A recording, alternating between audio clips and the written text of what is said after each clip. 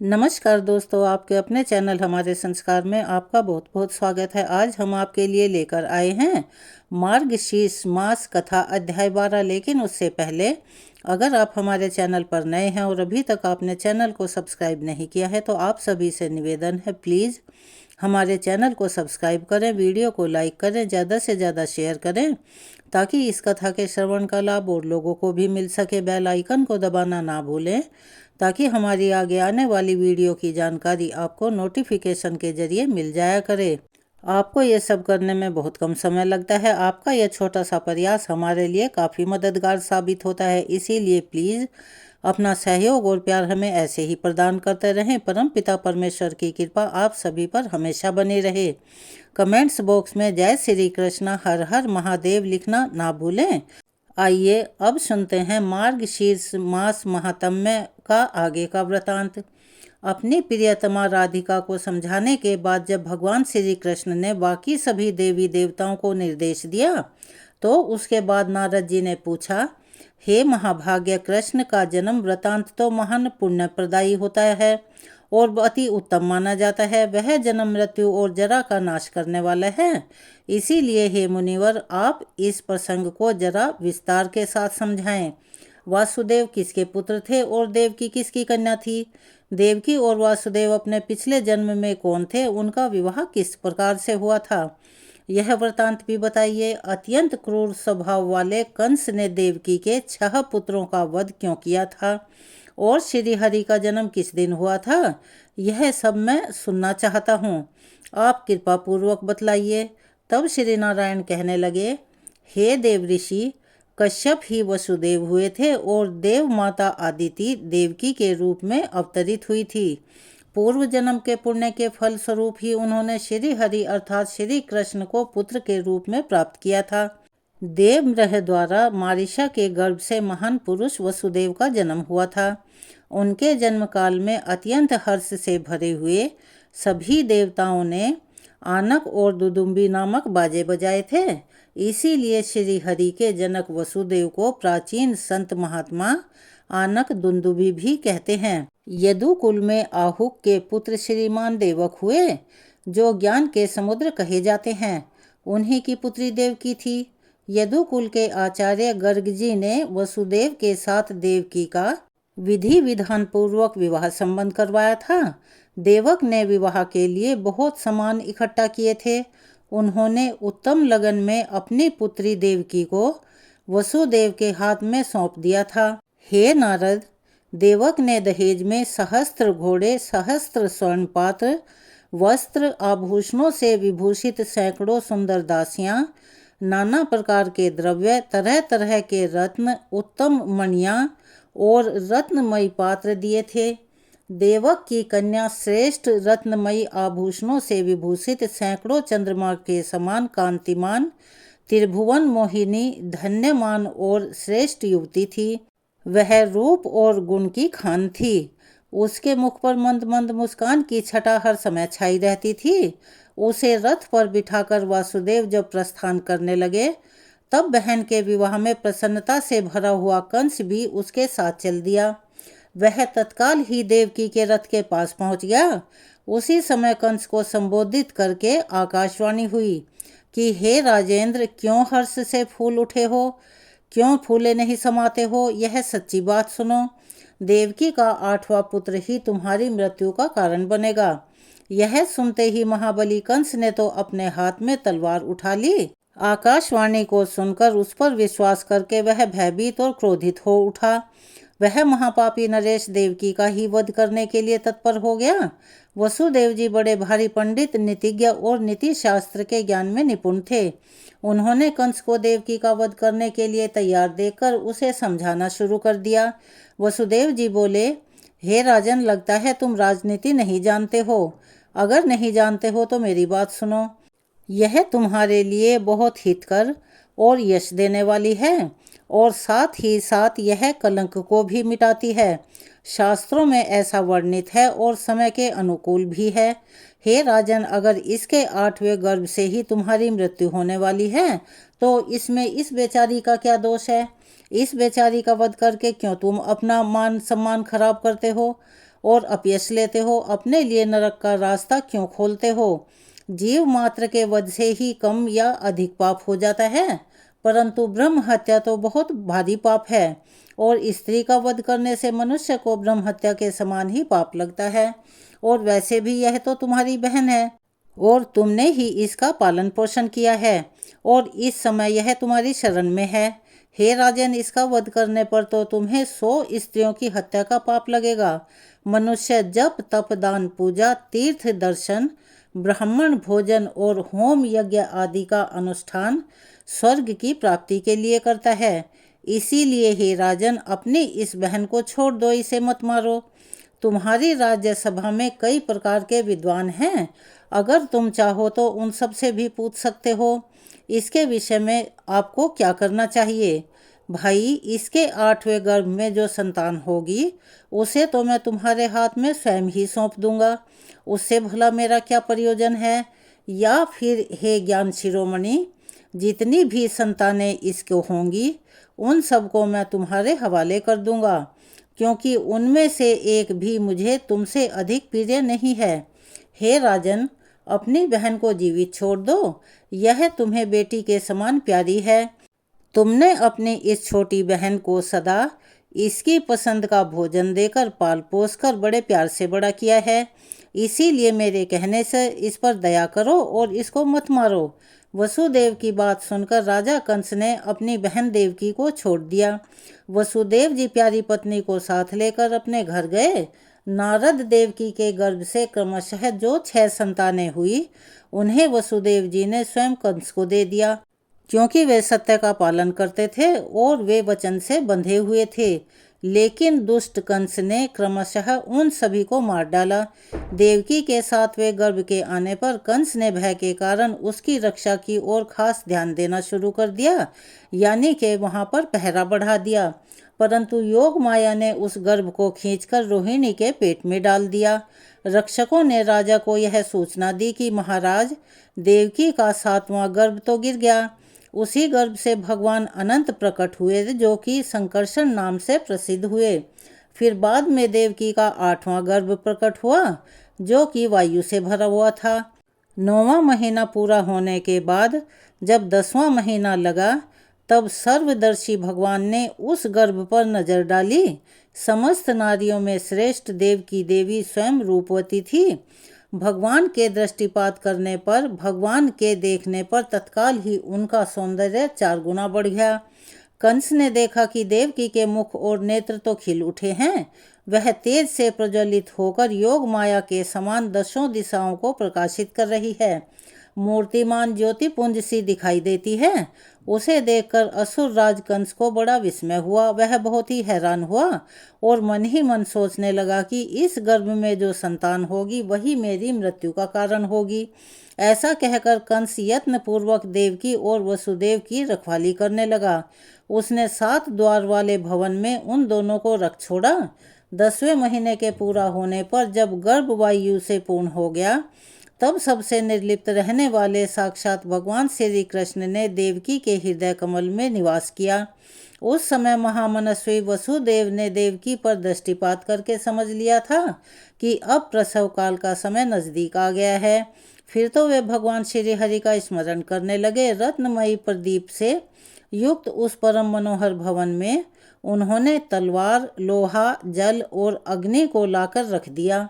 मंत्रज्ञ मनुष्य और भाई बंधुओं की पत्नियों को भी बुला लिया। भय से व्याकुल वसुदेव जी ने विद्वान ब्राह्मण और बंधुओं को भी सादर बुला भेजा। उसी समय रात के दोपहर बीत गए। आकाश में बादल घिर आए और बिजलियां चमकने लगी। वायु भी तेज गति से बहने लगी। सारे के सारे रक्षक निंद्रा के वशीभूत होकर इस प्रकार गिर पड़े मानो वे मरकर अचेत हो गए हों। तब धर्म ब्रह्मा जी और शिव जी आदि देवेश्वर गण वहां पर प्रकट हुए और गर्भस्थ परमेश्वर की स्तुति करने लगे। देवता गण बोले, भगवान, आप समस्त संसार की उत्पत्ति के स्थान हैं, किंतु आपकी उत्पत्ति का स्थान कोई नहीं है। आप अनंत अविनाशी, निष्पाप, सगुण, निर्गुण और महान ज्योति स्वरूप हैं। आप निराकार होते हुए भी भक्तों के अनुरोध से साकार बन जाया करते हैं। आप संतों को सुख देने वाले, दुष्टों को दुख प्रदान करने वाले, दुर्गम स्वरूप और दुर्जन के नाशक हैं। आप तक किसी की भी पहुंच नहीं हो पाती है। आप सबके आधार हैं, शंका और उपद्रव से शून्य हैं। आपको रिझाना या लांघना कठिन ही नहीं, प्रभु बिल्कुल असंभव है। छंद आदि वेदांग भी आपसे भिन्न नहीं हैं और आप वेद वेत्ता और सर्वव्यापी हैं। ऐसा कहकर सभी देवताओं ने बार बार उनको प्रणाम किया। उन सब के नेत्रों में खुशी के आंसू झलक रहे थे। सब ने पुष्पों की वर्षा की। जो पुरुष प्रातःकाल उठकर मूल श्लोक में कहे गए 42 नामों का पाठ करता है, वह श्री हरि की दृढ़ भक्ति, दास भाव और मनवांछित फल प्राप्त कर लेता है। भगवान नारायण कहते हैं कि इस प्रकार स्तुति सुनाकर देवता लोग अपने अपने धाम को चले गए।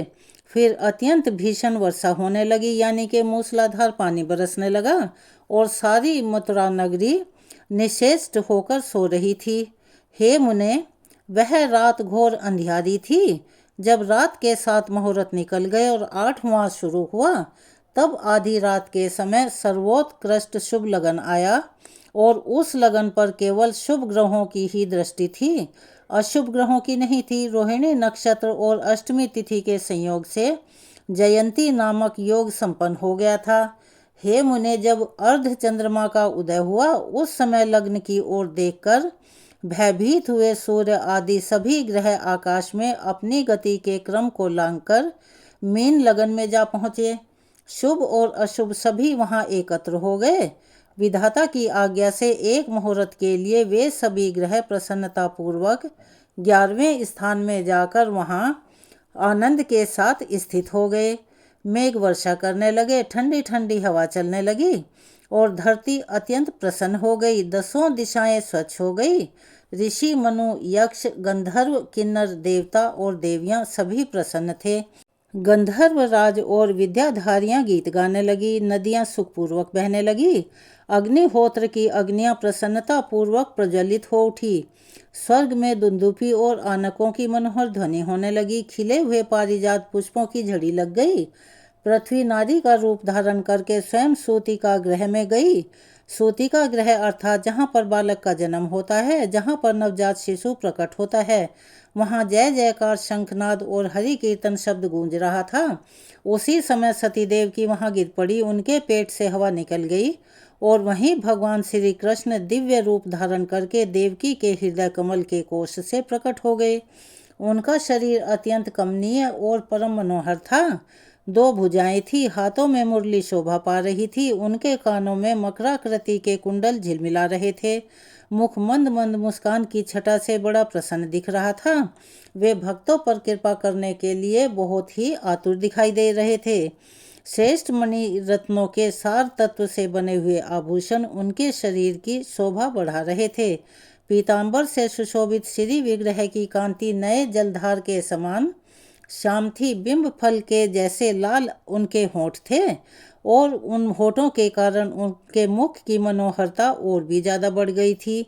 माथे पर मोर पंख के मुकुट और उत्तम रत्नमयी किरीट से श्री हरि की दिव्य ज्योति और भी जाजल्यमान हो उठी थी। टेढ़ी कमर, त्रिभंगी झांकी, वनमाला का श्रृंगार, वक्ष में श्रीवत्स की स्वर्णमयी रेखा और उस पर मनोहर कौस्तुभ मणि की भव्य प्रभा अद्भुत शोभायमान हो रही थी। उनकी किशोरावस्था थी। शांत स्वरूप भगवान श्री हरि ब्रह्मा जी और महादेव जी के भी परम कांत अर्थात प्राणवल्लभ हैं। हे मुने, वसुदेव और देवकी ने उन्हें अपने सामने देखा तो उन्हें बड़ा आश्चर्य हुआ। वसुदेव जी ने अपनी पत्नी देवकी सहित आंखों में आंसू भरकर नतमस्तक होकर और बड़े प्रसन्न मन से हाथ जोड़कर भक्ति भाव से उनकी स्तुति की। वसुदेव जी बोले, भगवान आप श्रीमान अर्थात सहज शोभा से संपन्न, इंद्रियातीत, अविनाशी, सर्वव्यापी और ध्यान से भी किसी के वश में न होने वाले सबके ईश्वर और परमात्मा हैं। आप स्थूल से भी अत्यंत स्थूल, चारों तरफ व्याप्त, अतिशय सूक्ष्म और नजर न आने वाले समस्त शरीरों में साक्षी रूप में स्थित और अदृश्य हैं। हे विभो, आप सर्वेश्वर, सर्वरूप, सर्वाधार, निराधार हैं। मैं आपकी क्या स्तुति करूं? हे भगवान, अनंत भी अर्थात सहस्त्र जिह्वा वाले शेष नाग भी आपकी स्तुति करने में असमर्थ हैं। सरस्वती देवी में भी वह शक्ति नहीं है कि आपकी स्तुति कर सके। पंचमुख महादेव और 6 मुख वाले स्कंद भी जिनकी स्तुति नहीं कर सकते।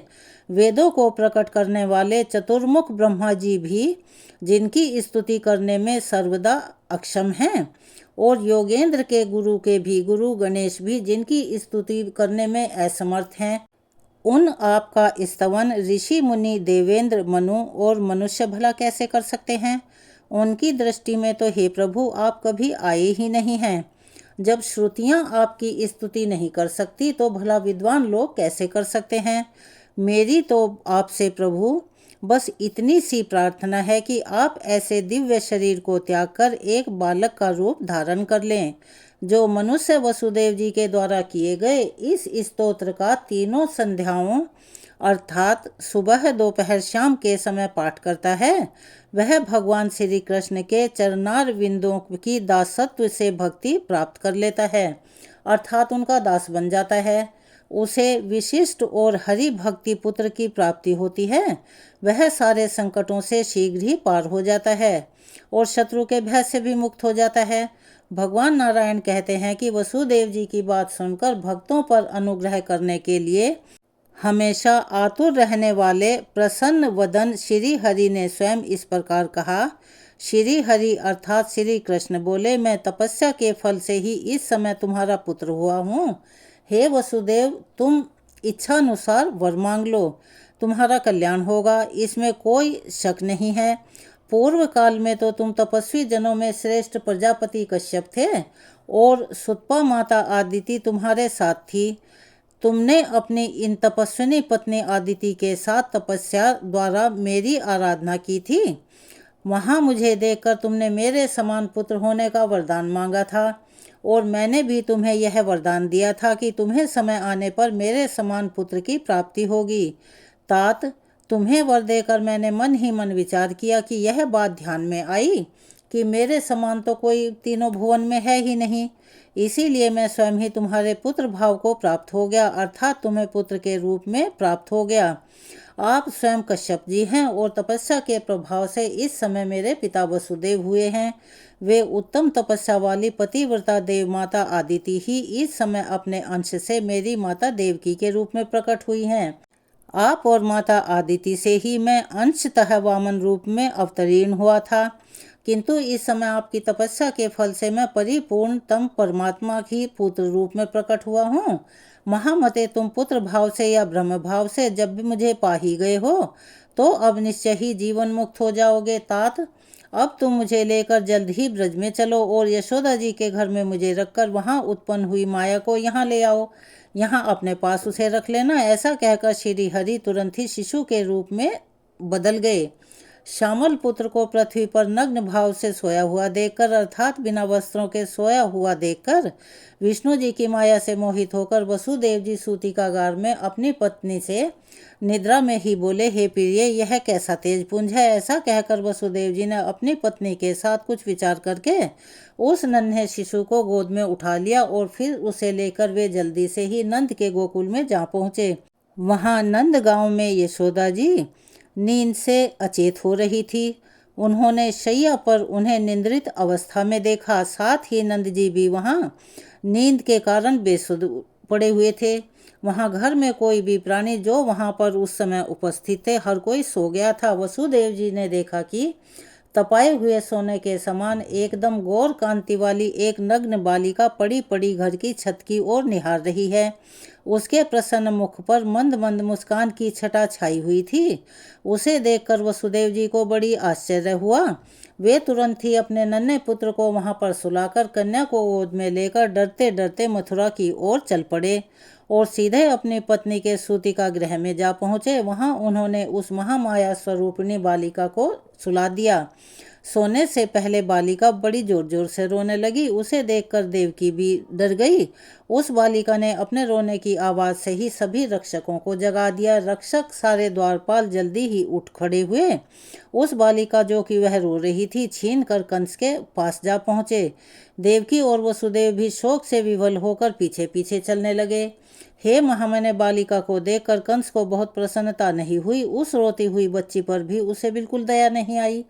वह क्रूर पापी कर्म वाला असुर उस नन्ही सी बालिका को लेकर पत्थर पर देकर मारने के लिए जैसे ही आगे बढ़ा, उस समय वसुदेव और देवकी ने बड़े आदर के साथ हाथ जोड़कर उससे कहा, हे राजा कंस, तुम नीति शास्त्र में निपुण हो, विद्वान हो, इसीलिए हमारी एक सत्य बात और नीतिगत बात को सुनो। भैया, तुमने हमारे बंधु होकर भी हम दोनों के 6 पुत्रों का वध कर डाला है, उन्हें मार डाला, फिर भी तुम्हें दया नहीं आई। अब इस 8वें गर्भ में यह अबला बालिका हमें प्राप्त हुई है। हमारी इस बच्ची को मारकर तुम्हें इस धरती लोक पर भला कौन सा महान ऐश्वर्य प्राप्त हो जाएगा? क्या एक अबला युद्ध के अवसर पर तुम्हारी राज्य लक्ष्मी का हनन करने में समर्थ हो पाएगी? या हो सकती है? ऐसा कहकर वसुदेव और देवकी दोनों उस दुरात्मा कंस के सामने फूट फूट कर रो पड़े। कंस तो बड़ा ही निर्दयी था। उसने उन दोनों की बातें सुनकर कोई जवाब नहीं दिया। कुछ देर वह चुप रहा। फिर उसने इस तरह कहा। कंस बोला, बहन मेरी बात सुनो, मैं तुम्हें समझाता हूँ। विधाता देववश एक तिनके के द्वारा भी पर्वत को धाराशाही करने में समर्थ है। एक कीड़े के द्वारा शेर और व्याघ्र को एक मच्छर के द्वारा विशालकाय हाथी को भी नष्ट किया जा सकता है। एक छोटे से बच्चे के द्वारा महान वीर का शूद्र जंतुओं और विशालकाय प्राणी का, चूहे के द्वारा बिल्ली का और मेंढक के द्वारा सांप का भी वध करा सकते हैं। इस प्रकार विधाता जन्य के द्वारा जनक का, भक्ष के द्वारा भक्षक का, अग्नि के द्वारा जल का और सूखे तिनके के द्वारा अग्नि का नाश कराने में भी समर्थ हैं। एकमात्र द्विज जनु ने 7 समुद्र को पी डाला था। इसीलिए तीनों लोकों में विधाता की इस विचित्र गति को समझ पाना बड़ा कठिन है और दैव योग से यह बालिका ही मेरा नाश करने में समर्थ हो जाएगी। इसीलिए मैं इस बालिका को भी मार डालूंगा और इस विषय में ज़्यादा विचार करने की आवश्यकता नहीं है।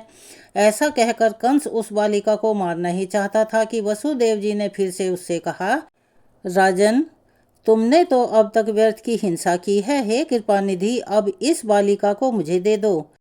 महामुनि उनकी बात सुनकर विचारज्ञ कंस संतुष्ट हो गया। उसी समय उसे बोध कराने के लिए एक आकाशवाणी हुई, जिससे यह आवाज आई कि अरे मूर्ख कंस, तू विधाता की गति को ना जानकर किसको मारने जा रहा है? तेरा वध करने वाला बालक तो कहीं उत्पन्न हो चुका है और समय आने पर तेरे सामने प्रकट हो जाएगा। यह देववाणी सुनकर राजा कंस ने अब बालिका को त्याग दिया। उधर वसुदेव जी और देवकी उस बालिका को पाकर बड़े प्रसन्न हुए। वे उस बालिका को अपने सीने से लगाए घर की ओर लौट आए। वह मरी हुई कन्या मानो पुनः जी गई हो। इस प्रकार उसे पाकर वसुदेव जी ने ब्राह्मणों को बहुत सारा धन दिया। हे विप्रवर, वह कन्या परमात्मा श्री कृष्ण की बड़ी बहन हुई। पार्वती जी के अंश से उसका प्राकट्य हुआ था। लोक में वह एकांश नाम से विख्यात हुई। द्वारका में रुक्मणी के विवाह के अवसर पर वसुदेव जी ने उस कन्या को भगवान शंकर के अंशावतार महर्षि दुर्वासा के हाथ में भक्तिपूर्वक दे दिया। हे मुने, इस प्रकार श्री कृष्ण जन्म के विषय में सारी बातें बताई गई हैं और इसका बारंबार कीर्तन जन्म, मृत्यु और जरा के कष्ट को नष्ट करने वाला है। बड़ा ही सुखदायी और पुण्यदायी है। तो चलिए एक बार प्यार से बोलिए जय श्री कृष्ण। आज के वृतांत को हम यहीं विराम देते हैं। इसके आगे का वृतांत हम आपको अपनी आने वाली वीडियो में सुनाएंगे।